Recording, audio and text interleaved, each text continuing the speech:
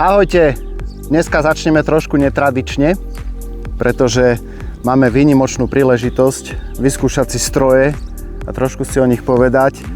Sú to všetko stroje, ktoré ja osobne používam. Začal som s motorovým, neskôr som prešiel na väčší akumulátorový krovinorez a skončil som až pri tom najmenšom, nakoľko mi už po záhrade behá robotická kosačka, tak tieto veľké stroje už nepotrebujem. Zostali ale u mňa, čiže viem to stále používať a poďme si niečo aj o tom povedať. V tomto videu si len tak narýchlo predstavíme a zároveň si natočíme ďalšie videá, kde sa vrátime ku každému jednému z týchto strojov.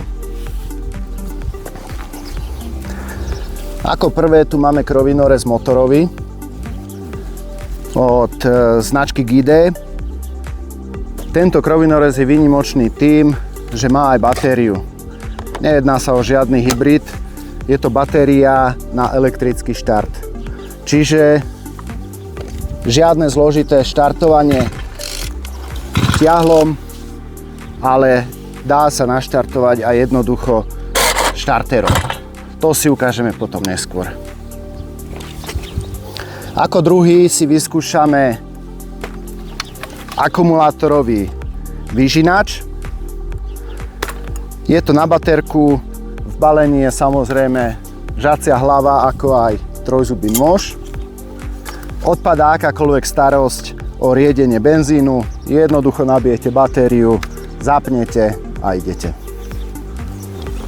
Aj keď sa to zdá veľmi vtipné, tento strojček, stal sa veľmi obľúbený u mňa, nakoľko to, čo nespraví robotická kosačka popri stromčekoch, popri plote, dokážem ja.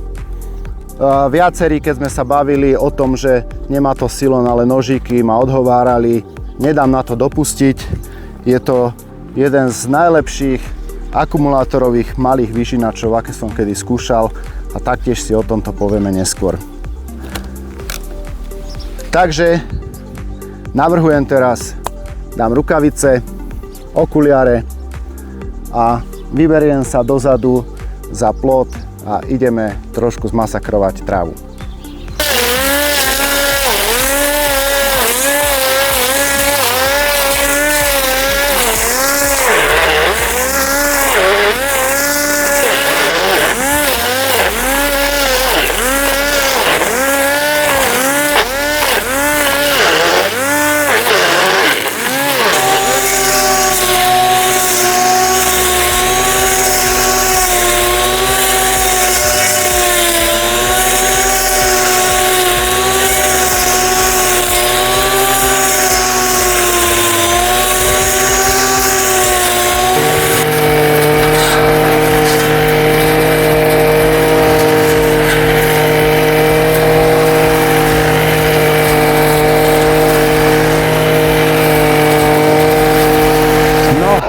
Takže zafrkaný od trávy, ale pozemok vyčistený.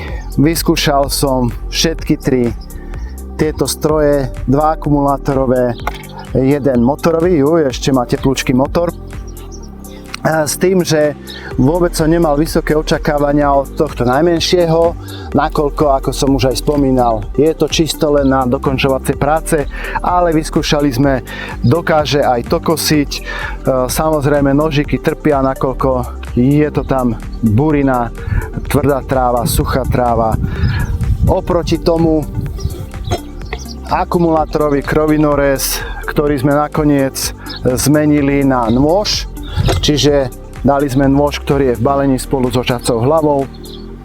Ako náhle sa dohen takého porastu pustíte s nožom, je to zase úplne iná pesnička.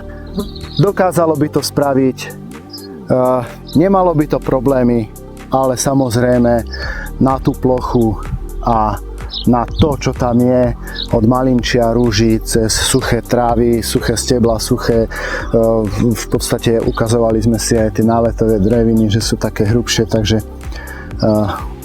vedelo by to, bolo by to ale trápenie skôr pre obsluhu ako pre stroj. No a potom sme vyskúšali tento motorový krovinorez. 1,45 kW. A s týmto sme to v podstate už dokončili. Motor hučal, ruky cítim, zabudol som si dať rukavice, ktoré som si doniesol, ale prežil som to, zvládli sme to, stroj to zvládol a opätovne zamyslite sa nad tým, ten elektroštart je hlavne pri práci, pokiaľ to používate, nechcete to zbytočne štartovať ťahlom, ktoré samozrejme stále tu je aj ťahlo, čiže viete to aj ťahlom naštartovať, ale ten elektroštart je pecka a je to veľmi zjednodušené a odbremenenie pri práci. Toľko z dnešného dňa. Idem si dať dobrú kávu. Sused nech sa potom pozrie, čo sa mu tam porobil. Bude určite spokojný. nech si to tam trošku pohrabe. Veľmi pekne ďakujem. Vidíme sa pri ďalších videách.